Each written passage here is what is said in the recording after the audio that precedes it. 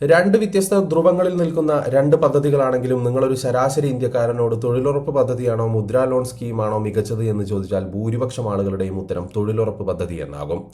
ഏതാണ്ട് ഇതേ ഒരു റീസൺ കൊണ്ടാണ് മൻമോഹനും നെഹ്റുവും ഒക്കെ മികച്ച പ്രധാനമന്ത്രിയാകുന്നതും ചിദംബരം ചെട്ടിയാർ മികച്ച ഫിനാൻസ് മിനിസ്റ്റർ ആകുന്നതും.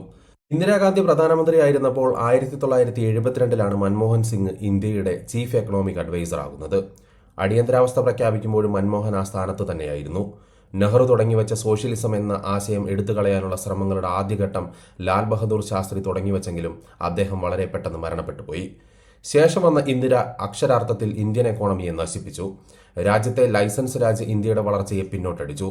സോഷ്യലിസവും അതിന്റെ മറപിടിച്ചുള്ള ദേശസാൽക്കരണവും ഇന്ത്യൻ എക്കോണമിയെ തകർത്തു. 1972 മൻമോഹൻ മുഖ്യ ഉപദേഷ്ടാവായി വന്നു കഴിഞ്ഞാണ് ഇന്ദിര രാജ്യത്തെ ഗോതമ്പ് വ്യാപാരം ദേശസാൽക്കരിക്കുന്നത്. ഗോതമ്പിന്റെയും മറ്റു ഭക്ഷ്യവസ്തുക്കളുടെയും ട്രേഡിൽ നിന്ന് പ്രൈവറ്റ് ട്രേഡേഴ്സിനെ പൂർണ്ണമായും ഒഴിവാക്കി. ഗവൺമെന്റ് നേരിട്ട് വ്യാപാരം നടത്താൻ തീരുമാനിക്കുകയും ആ തീരുമാനം പൂർണ്ണമായും പരാജയപ്പെടുകയും ചെയ്യുന്നു. അങ്ങനെ ആ നീക്കം സർക്കാരിന് പിൻവലിക്കേണ്ടി വരുന്നു.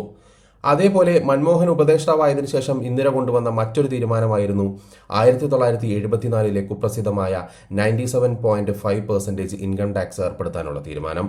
ഇതും കനത്ത തിരിച്ചടിയായപ്പോൾ സർക്കാരിന് പിൻവലിക്കേണ്ടി വന്നു. അതിനുശേഷമാണ് അടിയന്തരാവസ്ഥയിലേക്കൊക്കെ പോകുന്നത്. അടിയന്തരാവസ്ഥ പ്രഖ്യാപിക്കുമ്പോഴും മൻമോഹനായിരുന്നു മുഖ്യ സാമ്പത്തിക ഉപദേഷ്ടാവ്. 1976 മൻമോഹൻ ചീഫ് എക്കണോമിക് അഡ്വൈസർ സ്ഥാനത്ത് നിന്ന് ഇറങ്ങിയ ശേഷം 1982 മുതൽ 85 വരെ RBI ഗവർണറായി പ്രവർത്തിക്കുന്നു. ഒപ്പം പ്ലാനിംഗ് കമ്മീഷൻ ഡെപ്യൂട്ടി ചെയർമാനാകുന്നു. ഈ 80കളിൽ പല വിദഗ്ധരും രാജ്യത്തിന്റെ സമ്പദ് വ്യവസ്ഥ അപകടത്തിലാണെന്ന മുന്നറിയിപ്പ് നൽകുന്നുണ്ട്.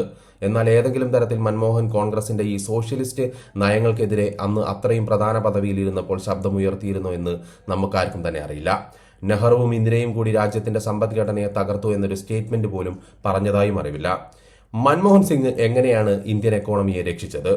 റാവു സർക്കാരിൽ ഫിനാൻസ് മിനിസ്റ്റർ ആയപ്പോൾ ഒരു ദിവസം ബോധോദയമുണ്ടായി അങ്ങനെ രാജ്യത്തിന്റെ സാമ്പത്തിക നയം പൊളിച്ചെഴുതിയതാണോ? കോൺഗ്രസിന്റെ വർഷങ്ങളുടെ ഭരണനേട്ടമായി 91 ഇന്ത്യ ബാങ്ക്രപ്റ്റായി. അന്ന് RBIക്ക് അവരുടെ കരുതൽ സ്വർണം വരെ വിൽക്കേണ്ടി വന്നു. ഒരു രാജ്യം ബാങ്ക്രപ്റ്റ് ആയാൽ അവയെ വേൾഡ് ബാങ്ക്, IMF തുടങ്ങിയ സംവിധാനങ്ങൾക്ക് ബെയിലൌട്ട് ചെയ്യാം. പക്ഷെ അവർ അങ്ങനെ ചുമ്മാ ലോൺ നൽകില്ല. അതിനായി അവർ സെറ്റ് ഓഫ് ഡിമാൻഡ്സ് വയ്ക്കും. ലോൺ വേണ്ട രാജ്യങ്ങൾ അത് മീറ്റ് ചെയ്യണം. ഇതിനായിട്ടാണ് ഇന്ത്യ രാജ്യത്തിന്റെ സാമ്പത്തിക നയങ്ങൾ നരസിംഹറാവു മാറ്റിയെഴുതുന്നത്. 91 അധികാരത്തിൽ വന്ന നരസിംഹറാവു മറ്റു വഴികളില്ലാതെ നെഹ്റുവിയൻ സോഷ്യലിസം എടുത്ത് വേസ്റ്റ് ബിന്നിലിടുന്നു. ലൈസൻസ് രാജ് അവസാനിപ്പിച്ചുകൊണ്ട് സമ്പദ് വ്യവസ്ഥയെ ലിബറലൈസ് ചെയ്യുന്നു. മാർക്കറ്റ് സ്വകാര്യ മേഖലയ്ക്ക് തുറന്നു കൊടുക്കുന്നു. അന്ന് റാവു മൻമോഹൻ ടീം അല്ലാതെ മറ്റാരായിരുന്നെങ്കിലും ഇതുതന്നെയായിരിക്കും ചെയ്യുക. കാരണം ബൈലോട്ട് കിട്ടണമെങ്കിൽ വേറെ വഴികളില്ല. ഇനി എങ്ങനെ ഇതിന്റെ ക്രെഡിറ്റ് പ്രധാനമന്ത്രിയായിരുന്ന നരസിംഹറാവുവിന് കിട്ടാതെ ധനകാര്യമന്ത്രിയായിരുന്ന മൻമോഹന് കിട്ടി? ഒരു രാജ്യത്തിന്റെ പ്രധാന പോളിസി ചേഞ്ച് ഒരിക്കലും ധനമന്ത്രിക്ക് ഒറ്റയ്ക്ക് ചെയ്യാൻ കഴിയില്ല. ഇങ്ങനെയുള്ള നയപരമായ കാര്യങ്ങളുടെ വിജയമാണേൽ അതിന്റെ ക്രെഡിറ്റും, പരാജയമാണേൽ അതിന്റെ പഴിയും പ്രധാനമന്ത്രിയിൽ മാത്രം നിക്ഷിപ്തമാണ്. ഇന്ത്യയിൽ കോൺഗ്രസ് എന്നാൽ നെഹ്റു കുടുംബം എന്ന സിസ്റ്റം ആയതുകൊണ്ട് ആ നെഹ്റു കുടുംബത്തിന് താല്പര്യമില്ലാത്ത റാവുവിനെ പൂർണ്ണമായും സൈഡാക്കാനായിട്ടാണ് 91 ലിബറലൈസേഷന്റെ മുഴുവൻ ക്രെഡിറ്റും കോൺഗ്രസ് മൻമോഹൻ സിംഗിലേക്ക് കൊണ്ടുപോകുന്നത്. ബാങ്ക്രപ്റ്റ് ആയിട്ടുള്ള ഇന്ത്യയെ മൻമോഹൻ സിംഗ് കരകയറ്റി എന്ന് വാഴ്ത്തിപ്പാടുന്നവർ എങ്ങനെയാണ് ഇന്ത്യ ബാങ്ക്രപ്റ്റ് ആയി എന്ന് പറയില്ല. 91 വരെ ഇന്ത്യ ബാങ്ക്രപ്റ്റ് ആകാൻ കാരണമായ നയങ്ങളോട് മൻമോഹന്റെ അപ്രോച്ച് എങ്ങനെയായിരുന്നു എന്നും പറയില്ല. ഇതേ ഗ്രേറ്റ് ഫിനാൻസ് മിനിസ്റ്ററുടെ മറ്റൊരു കുസൃതി കൂടിയുണ്ട്. 1991 ഇന്ത്യ ബാങ്ക്രപ്റ്റ് ആയി നിൽക്കുമ്പോഴാണ് ആ വർഷത്തെ ബജറ്റിൽ രാജീവ് ഗാന്ധി ഫൗണ്ടേഷന് 100 കോടി രൂപ അനുവദിക്കുന്നത്.